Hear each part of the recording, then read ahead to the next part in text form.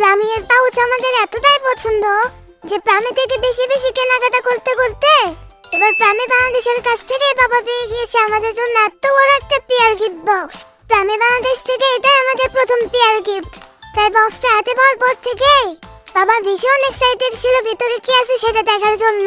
প্রামি সম্প্রতি লঞ্চ করেছে তাদের নতুন 8টি ক্যাট ফুড, যার মধ্যে রয়েছে 5টি সুপার ফুড আর 3টি ফিলাইন সলিউশন।